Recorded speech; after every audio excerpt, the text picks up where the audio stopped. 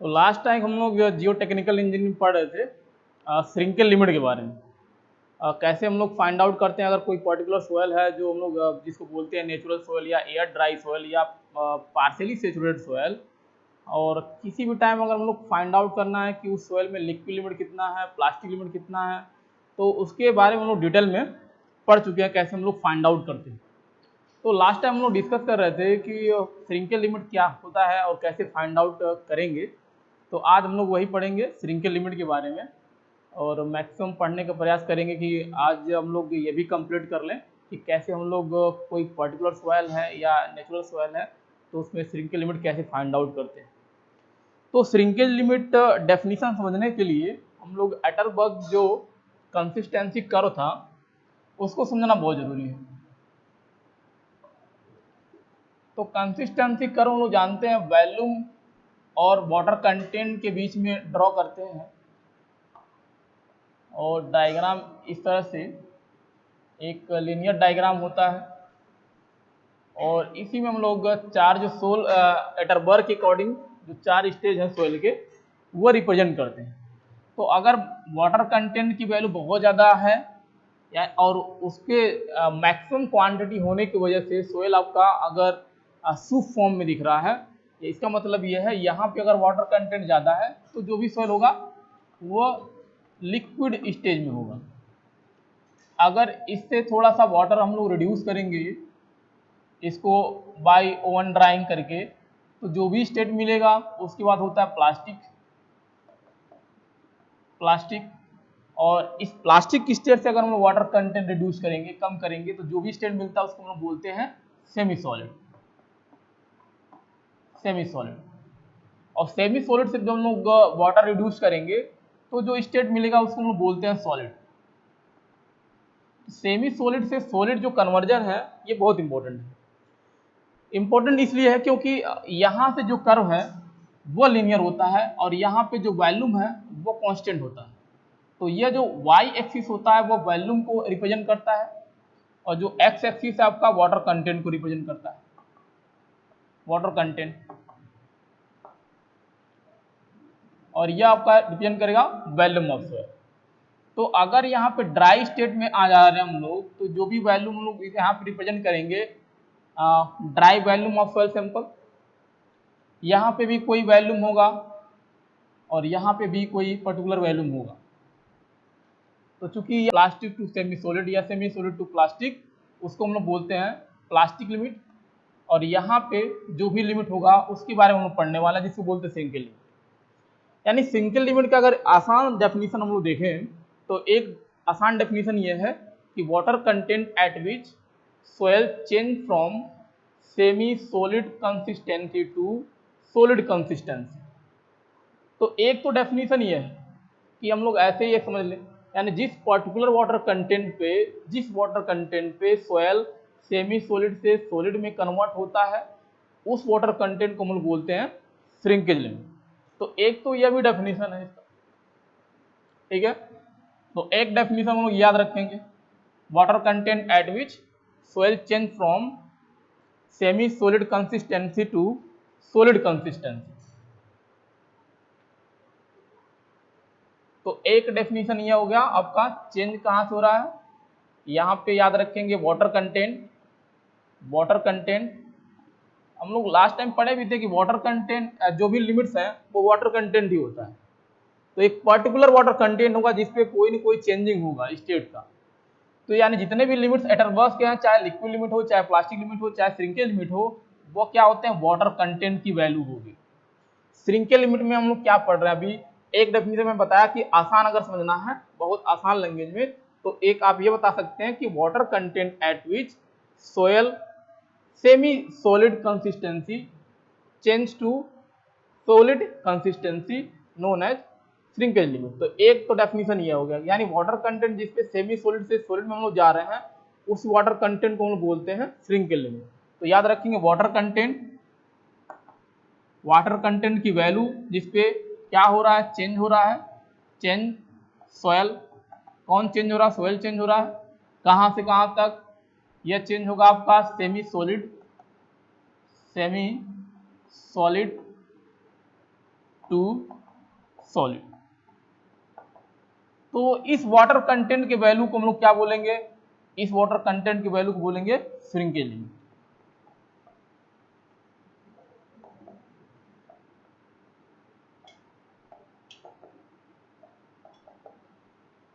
तो एक तो यह डेफिनेशन हो गया।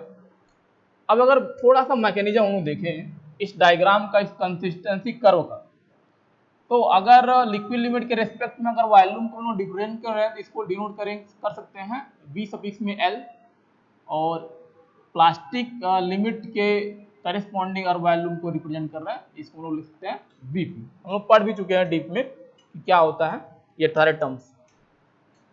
तो अगर मैकेनिज्म यहां से देखकर समझ में आता है कि इस पॉइंट से जैसे जैसे हम लोग लिक्विड लिमिट वाटर कंटेंट की वैल्यू बढ़ाते हैं, वैसे ही वैसे क्या होता है, वेरिएशन भी सिमिलर होता है वॉल्यूम में। यानी वाटर कंटेंट की वैल्यू बढ़ा रहे हैं तो वॉल्यूम भी उसी के करस्पॉन्डिंग क्या करती है, इंक्रीज होती है। और अगर वैल्यू हम लोग वाटर कंटेंट की वैल्यू बढ़ाएंगे तो उसी के करस्पॉन्डिंग क्या होगा, वॉल्यूम भी डिक्रीज होगा। तो यहाँ तक समझ में आता है, लेकिन इसके बाद क्या मैकेनिज्म है यह नहीं समझ में आता।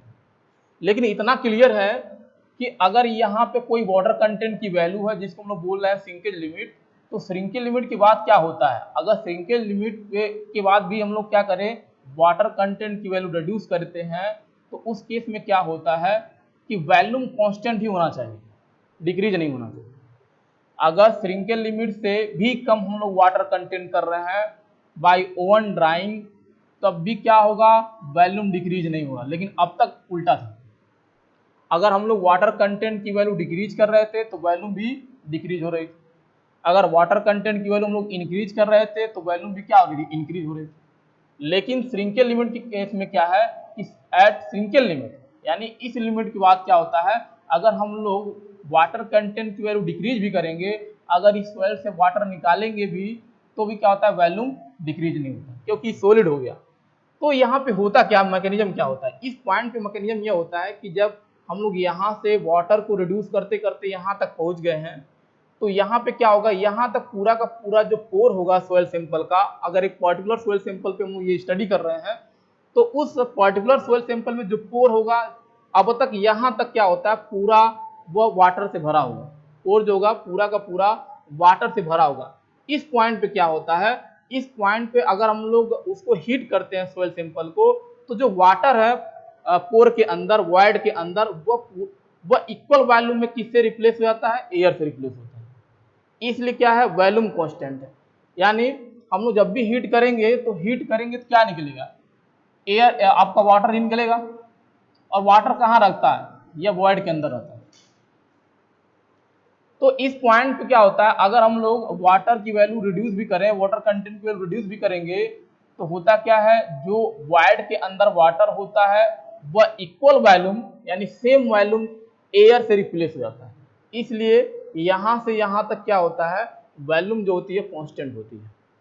तो यह बहुत इंपॉर्टेंट पॉइंट है यहाँ समझना। तो सेकंड, अगर इस पॉइंट, इस मैकेनिज्म को अगर हम लोग दिमाग के अंदर रखें तो एक डेफिनेशन बन जाएगा, shrinkage limit define as, shrinkage limit define as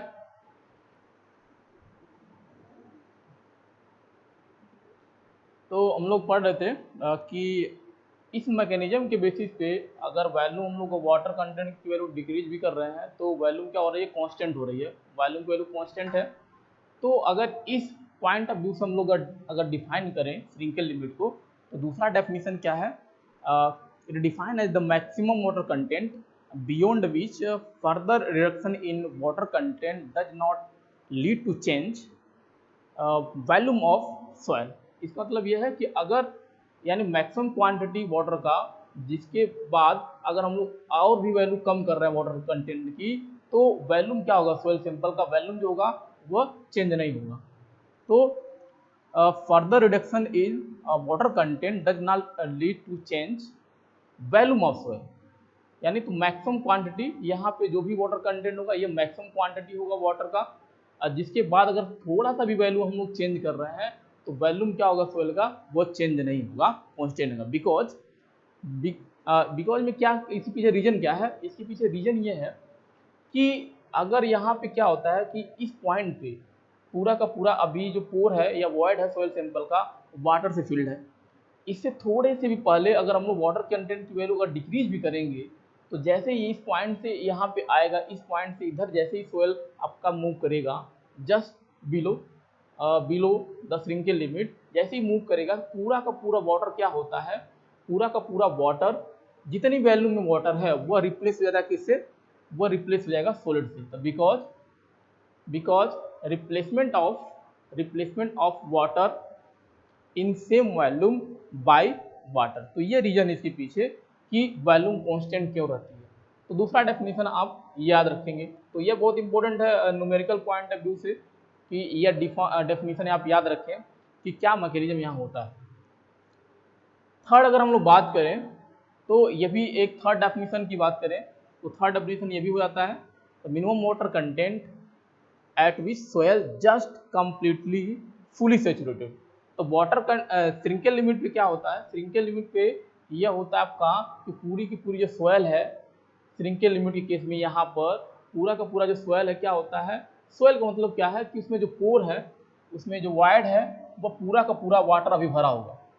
तो श्रिंकेल लिमिट केस में जब भी हम लोग याद रखेंगे कि पूरा का पूरा सोयल क्या रहेगा, आपका फुली सेचुरेटेड रहेगा। तो minimum water content at which soil just completely saturated soil. तो थर्ड डेफिनेशन याद रखेंगे, minimum water content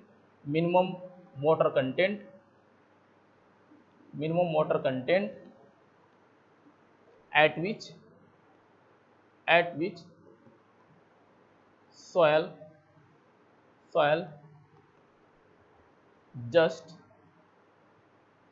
just fully saturated soil। तो थर्ड पॉइंट याद रखेंगे। सेकेंड पॉइंट में क्या याद रखेंगे कि आपका इसके बाद अगर वाटर कंटेंट की वैल्यू हम लोग रिड्यूस भी कर रहे हैं, वाटर कंटेंट अगर हम लोग रिड्यूस कर रहे हैं तो जो वॉल्यूम ऑफ सॉइल है, जो वॉल्यूम ऑफ सॉइल होगा, सॉइल वह आपका कोई रिएक्शन नहीं होगा, कांस्टेंट रहेगी। ठीक है, तो यह चेंज नहीं होता है, याद रखें।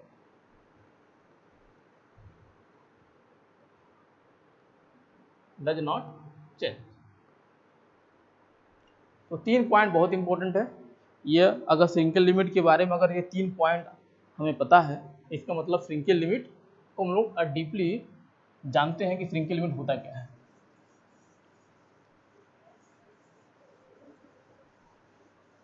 कभी कभी आपसे पूछ लिया जाएगा stress strain curve for all the limits, stress strain curve for all the limits. तो ये देख लेते हैं हम लोग। तो अब वर्टिकल एक्सिस पे स्ट्रेस ड्रॉ कर रहे हैं, तो ये आपका स्ट्रेस है और ये स्ट्रेन है। अगर कोई भी पर्टिकुलर सॉइल अगर डिफरेंट स्टेज में या लिमिट्स में है तो उस पे एक्सटर्नल लोडिंग का, उस पे स्ट्रेस का विद रिस्पेक्ट टू डिफॉर्मेशन या स्ट्रेन किस तरह से वेरिएशन होता है, तो ये हम लोग कर्व के थ्रू हम लोग देख सकते हैं। तो अगर कोई सॉइल लिक्विड स्टेज में है तो अगर आप उस पर लोडिंग करेंगे या स्ट्रेस लगाएंगे तो स्ट्रेन ज़्यादा होगा, यानी बहुत ही कम मैग्नीट्यूड के स्ट्रेस पे ही मैक्सिमम स्ट्रेन मिलेगा। तो यह आपका लिक्विड स्टेज के लिए डायग्राम है।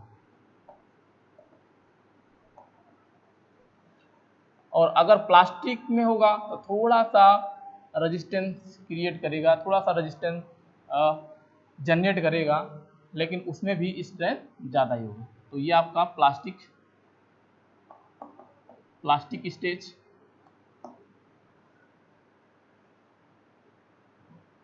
और ये आपका सेमी सॉलिड।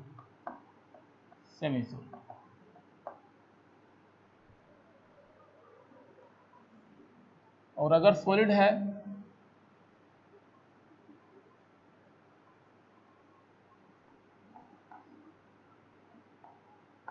यानी सॉइल क्या है, ड्राई है, तो इस तरह से कर्व मिलेगा।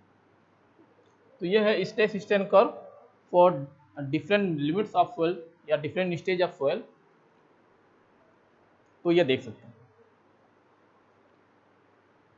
Second topic, determination of shrinkage limit. Determination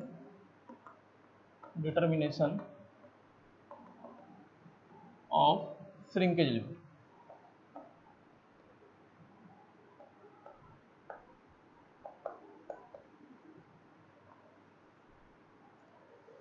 तो डिटर्मिनेशन, अगर हम लोग डिटर्मिनेशन की बात कर रहे हैं, श्रिंकेज लिमिट कैसे डिटरमाइन करेंगे कोई भी पर्टिकुलर सॉइल ले रहे हैं, तो उसके लिए हम लोग क्या करते हैं कि ऐसी सॉइल सैंपल लेंगे जो मोस्टली क्या हो, सेमी सॉलिड में हो। तो अगर कोई सॉइल सैंपल है इस तरह से और यह सेमी सॉलिड में है, सेमी सॉलिड का मतलब यह है कि अगर इस स्टेज पे जो भी वाटर कंटेंट होगा सॉइल सैंपल में, जो भी वाटर कंटेंट होगा वह श्रिंकेज लिमिट से ज़्यादा हो। तो अगर इसका फेज डायग्राम हम देखें तो इसमें सॉलिड पार्टिकल होगा इस सॉइल सैंपल में, तो यह आपका रिप्रेजेंट करेगा वॉल्यूम ऑफ सॉइल सॉलिड, और यह बताएगा आपका वेट ऑफ सॉइल सॉलिड। और यहाँ पे मान रहे हैं स्टार्टिंग में जो सॉइल सैंपल हम लोग कंसिडर कर रहे हैं, ले रहे हैं, उसकी वॉल्यूम, टोटल वॉल्यूम V1 है, और वेट क्या है, वेट इसका कैपिटल W1 है। तो हम बताए थे कि श्रिंकेज लिमिट जहाँ पे मिलता है उससे अगर हम लोग एबव जा रहे हैं, अगर वाटर इसका उससे एबव हम लोग जा रहे हैं एक्स एक्सिस की तरफ अगर ध्यान दें, तो जो पोर होता है सॉइल सैंपल का वो पूरा का पूरा किससे होता है, वाटर से फिल्ड होता है। इसका मतलब ये है अगर ये आपका सेमी सॉलिड में है तो सॉलिड पार्टिकल होगा उस सॉइल सैंपल के अंदर, और पूरा का पूरा जो वॉइड या पोर होगा वो वाटर से फिल्ड होगा। तो ये हमारा वाटर। सेकेंड स्टेज में हम लोग मानते हैं कि इसी को अगर हम लोग ड्राई करेंगे, ओवन पे रख के ड्राई करेंगे, तो क्या होगा, वाटर इवोपरेट होगा। इसका मतलब यह है वॉल्यूम डिक्रीज होगी। और अगर हम लोग कंसिस्टेंसी कर्व के अकॉर्डिंग देख भी सकते हैं, कंसिस्टेंसी कर्व के अकॉर्डिंग हम लोग देख भी सकते हैं, तो वाटर डिक्रीज होगी। लेकिन सॉलिड पोर्शन कांस्टेंट रहता है, चेंज नहीं होता है, तो सॉलिड वाला टर्म आपका ये सेम रहेगा। तो ये इसको हम लोग डिनोट कर देना है वेट ऑफ सॉइल सॉलिड, और ये हो जाएगा सेकंड स्टेज में मान ले रहे हैं, ये आपका फर्स्ट स्टेज है, स्टेज फर्स्ट, और ये स्टेज सेकंड। अगर वॉल्यूम इसको सॉलिड का हम लोग रिप्रेजेंट करेंगे तो वॉल्यूम ऑफ सॉइल सॉलिड, और हम लोग सेकंड स्टेज में मान ले रहे हैं कि जो भी वॉल्यूम मिल रहा है सॉइल का, जो भी वॉल्यूम मिलेगा पूरा का पूरा वॉल्यूम क्या है, V2 है। पूरा का पूरा वॉल्यूम क्या है, V2 है। फर्स्ट केस में वॉल्यूम क्या माने थे, V1, सेकंड केस में जो टोटल वॉल्यूम है V2 है, और वेट क्या है, W2 है, कैपिटल W2 है। तो हम लोग फर्स्ट और सेकेंड से अगर देखें तो फर्स्ट केस में अगर हम लोग सोयल सैंपल को ओवन पे रख के ड्राई करेंगे तो इसमें दो फेज हैं, वाटर है और सॉलिड है। जब जो हम लोग ओवन ड्राई करेंगे तो वाटर क्या होगा, इवोपरेट होगा, बाहर निकलेगा, यानी वाटर ही पोर से अंदर से बाहर निकलेगा और वॉल्यूम डिक्रीज होगी। तो वॉल्यूम कितना डिक्रीज हो गया है, तो वॉल्यूम इतना, कितना डिक्रीज अगर वॉल्यूम निकालेंगे तो क्या निकल के आएगा, V1 माइनस V2। और V1 माइनस V2 किसी की वजह से है, यह हम लोग के वाटर के एस्केप होने की वजह से, यानी वाटर क्या होता है, एस्केप हो जाता है पोर के अंदर से, वॉइड्स के अंदर से, वॉल्यूम इसलिए क्या होगा, डिक्रीज होगा। थर्ड इसमें इसको और थोड़ा सा ड्राई करेंगे, तो ड्राई करेंगे अगर हम लोग कंसिस्टेंसी कर्व को फॉलो कर रहे हैं और इसमें जो भी वाटर कंटेंट मिल रहा है, यहाँ पे जो भी वाटर कंटेंट मिल रहा है उसको हम लोग मान रहे हैं कि वो श्रिंकेज लिमिट है। जो भी वाटर कंटेंट मिल रहा है उसको हम लोग मान ले रहे हैं कि वो श्रिंकेज लिमिट के इक्वल होगा, यानी सेकंड स्टेज में जो वाटर कंटेंट की वैल्यू निकल के आएगी वह श्रिंकेज लिमिट के इक्वल होगा। तो अगर इसको हम लोग ड्राई करेंगे, अभी इसमें क्या है, वाटर है, अभी पूरा का पूरा पोर के अंदर क्या है, वाटर है। कंसिस्टेंसी कर्व को माइंड में रख के ही यह चीजें समझ सकते हैं हम लोग। तो अगर हम लोग श्रिंकेज लिमिट केस पे हैं, इसका मतलब जो वॉइड है, वॉइड पूरा का पूरा किससे हुआ, वाटर से भरा हुआ। और इसको अगर हम लोग ड्राई करेंगे, सॉलिड स्टेट में कन्वर्ट होने वाला, जस्ट अब कन्वर्ट होने वाला है, तो जब सॉलिड में कन्वर्ट होगा तो वॉल्यूम क्या रहेगा, पूरा सॉइल सैंपल का जो वॉल्यूम होगा वो सेम रहेगा। इसका मतलब ये है कि इसकी वॉल्यूम जो होगी वे भी V2 के इक्वल ही होगी। तो यहाँ पे हम लोग वॉल्यूम को V2 किसके इक्वल हो जाएगा, V2 इक्वल हो जाएगा VD के। क्यों, क्योंकि सॉइल क्या हुआ, ड्राई हो गया, वाटर क्या हो गया, निकल गया बाहर। सॉलिड कभी चेंज नहीं होता, तो सॉलिड वाला पोर्शन ऐसे ही रहेगा। तो ये आपका वेट ऑफ सॉलिड हो जाएगा, वेट ऑफ सॉलिड, और ये वॉल्यूम ऑफ सॉलिड। तो ये थर्ड स्टेज है, ये थर्ड स्टेज, स्टेज थर्ड। और यह क्या है, ड्राई स्टेज, इसी को बोल रहे हैं, या सॉलिड स्टेज में पहुंच गए हैं। तो ये ड्राई स्टेज, ये क्या हो जाएगा, ड्राई स्टेज हो जाएगा। अब अगर हम लोग बोल रहे हैं कि यहाँ पे जो वाटर कंटेंट जो निकल के आएगा सेकंड स्टेज में वो श्रिंकेल लिमिट के इक्वल है, इसका मतलब यह है अगर इसे थोड़ा सा भी हम लोग हीट करेंगे, सोयल सैंपल को ड्राई करेंगे, तो जो वाटर है वॉल्यूम सेम रहेगा, V2 इक्वल टू रहेगा, V2 यहाँ पे जो V2 है वही V2 यहाँ पे भी रहेगा। क्या चेंज होगा, जो वाटर है, रिमेनिंग जो वाटर है उसकी जगह क्या आ जाएगा, एयर आ जाएगा, बस ये चेंज होता है, वॉल्यूम सेम रहेगा। और V2 के स्केल इक्वल हो गया, तो V2 आपका इक्वल हो जाएगा, ड्राई हो जाएगा, ड्राई वेट के इक्वल हो जाएगा। तो ये तीन स्टेज हम लोग माइंड में रखते हैं, यानी एक सोयल सैंपल ऐसा हम लोग लेते हैं जो सेमी सॉलिड स्टेट में हो, यानी सेमी सॉलिड स्टेट में होगा, जिसका टोटल वॉल्यूम क्या होगा V1 और टोटल वेट क्या होगा W1। उसको हम लोग क्या करेंगे, और ये मान के चलेंगे अगर सेमी सॉलिड में है तो ये मान के चलेंगे कि जो भी वाटर कंटेंट होगा, और एक्चुअली होता भी है कि वाटर कंटेंट जो भी होगा फर्स्ट स्टेज में, अगर सेमी सॉलिड में आप सोयल सैंपल लिए हैं तो ऑटोमेटिक ये चीज़ें होनी है, यानी वाटर कंटेंट की वैल्यू आपका सॉलिड जो भी वेट आएगा, सॉरी श्रिंकेल लिमिट जो भी वैल्यू आएगी उससे ज़्यादा होगी। अब इसको हीट करेंगे, ड्राई करेंगे, तो ड्राई केस में अगर हम मान रहे हैं कि अगर इसे थोड़ा सा भी हीट कर रहे हैं तो वो श्रिंकेल लिमिट देने वाला है, यानी श्रिंकेज स्टेज पे जा रहा है। तो अगर वॉल्यूम, इससे क्या होगा, वॉल्यूम डिक्रीज होगा, डिक्रीज क्यों होगा, क्योंकि आप हीट करेंगे तो वाटर क्या होगा, स्कैप होगा, इवोपरेट होगा। तो सेकेंड स्टेज में जो भी सोयल सैंपल मिल रहा है तो उसका वॉल्यूम, टोटल जो वॉल्यूम है उसको हम लोग रिप्रेजेंट कर रहे हैं V2 से, टोटल जो वेट है W2 से, कैपिटल W2 से। अब चूंकि डिक्रीज हुआ है वॉल्यूम तो किसके कारण हुआ होगा, यानी जो वॉइड के अंदर वाटर है वही इवोपरेट होता है, इसलिए वॉल्यूम डिक्रीज हो रहा है, V1 से V2 हो जा रहा है। कितना डिक्रीज होगा वॉल्यूम, तो V1 minus V2, V1 minus V2। अब यहाँ पे हम लोग मान के चल रहे हैं कि अभी ये श्रिंकेल लिमिट स्टेज पे है, यानी अगर हम लोग ये कर्व माइंड में है, ये कर्व, तो हम लोग जो यहाँ पे हैं बिल्कुल, सेकेंड स्टेज क्या बता रहा है, सेकेंड स्टेज बता रहा है कि हम लोग यहाँ पे हैं। तो इस पॉइंट पे जो भी, या इस स्टेज पे जो भी सोयल सैंपल होगा, यानी सेकेंड वाला अगर हम मान के चल रहे हैं, तो जो भी वाटर कंटेंट निकल के आएगा वो किसके इक्वल होगा, श्रिंकेल लिमिट के। यानी सेकेंड स्टेज से अगर हम लोग water content value find out करते हैं तो वो ऑटोमेटिकली किसके इक्वल हो जाएगा, श्रिंकेल लिमिट के इक्वल। और इसको अगर ड्राई करेंगे तो इस जोन में आएगा, सॉलिड वाले में, सॉलिड वाले में आएगा। तो थर्ड स्टेज में हम लोग क्या कर रहे हैं, सेकेंड वाला जो स्टेज है उसको और ड्राई कर रहे हैं। तो ड्राई करेंगे तो सॉलिड में आएगा, लेकिन हम लोग को पता भी है कि हम जो ड्राई करते हैं तो वॉल्यूम अब यहाँ से यहाँ तक चेंज नहीं होता। तो V2 इक्वल हो गया, जो भी वॉल्यूम है सेम वॉल्यूम, ये पूरा का पूरा क्या हो जाएगा, V2 के इक्वल ही होगा।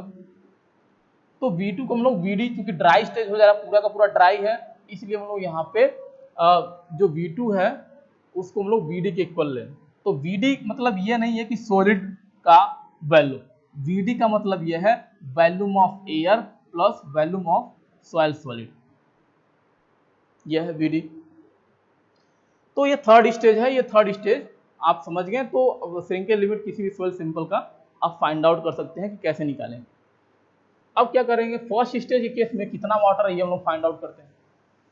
तो लिखेंगे water content in stage first, water content in stage first, water content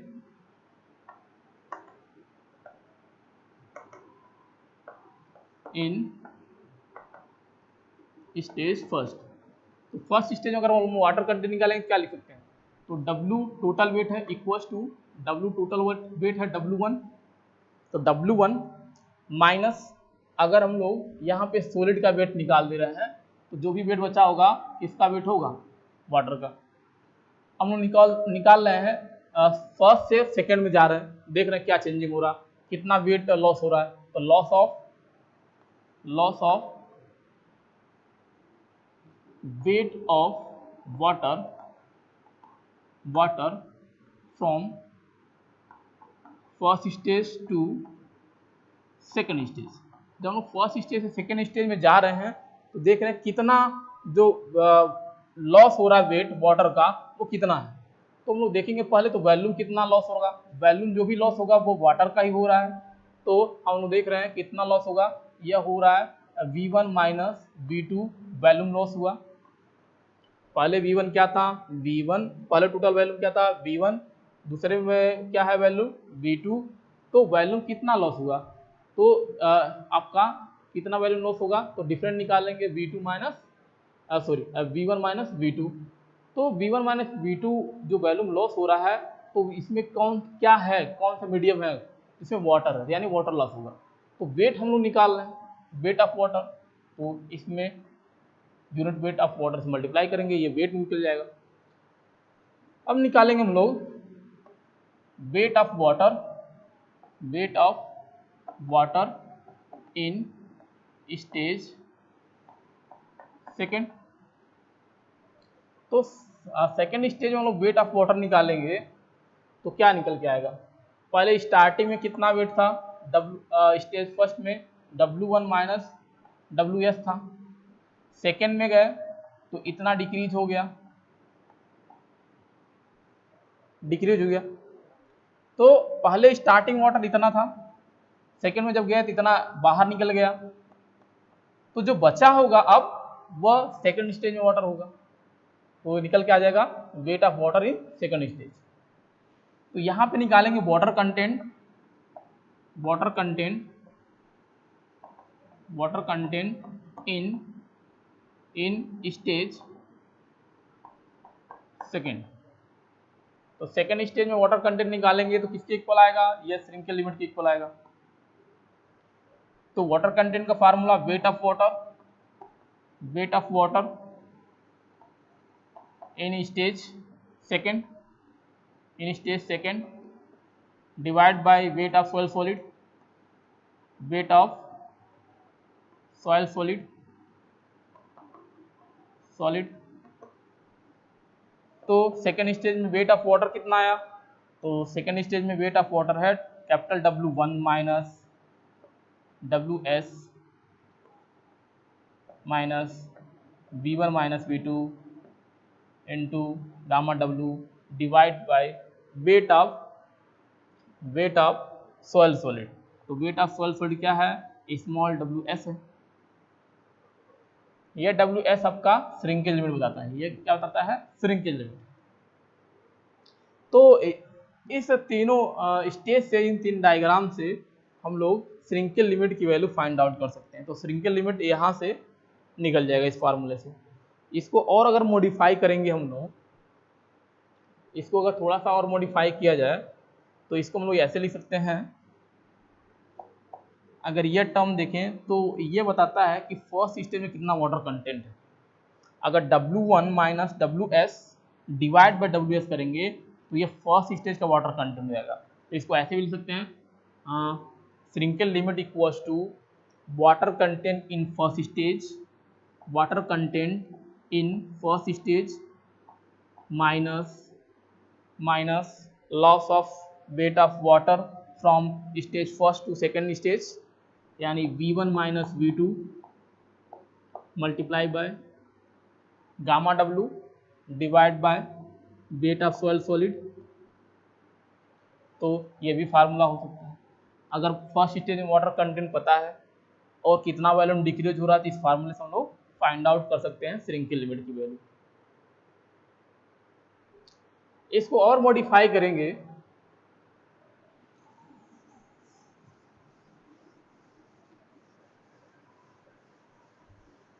अब सेकेंड वाले जितने भी टर्म्स है, चाहे W2 है यानी total weight of soil solid है, सॉइल सैंपल है, या V2 है जो volume of soil in second stage है V2, उसको अगर हम लोग थर्ड स्टेज से कनेक्ट कराएं, उसको हम लोग थर्ड स्टेज के फॉर्म में अगर ले जाएंगे तो कैसे लिखेंगे, तो shrinkage limit of soil sample, shrinkage limit equals to लिख सकते हैं water content in first stage, water content in first stage minus V1 V2 को हम लोग VD के इक्वल लिख सकते हैं। यानी थर्ड स्टेज में जो total volume of soil sample है उसको हम लोग क्या ले रहे हैं, वीडी, वीडी के को ले रहे हैं, तो वीडी और यूनिट वेट ऑफ वाटर ये तो सेम है, और वेट ऑफ सॉइल सॉलिड तो ये भी लिख सकते हैं। तो एक इक्वेशन ये भी होगी।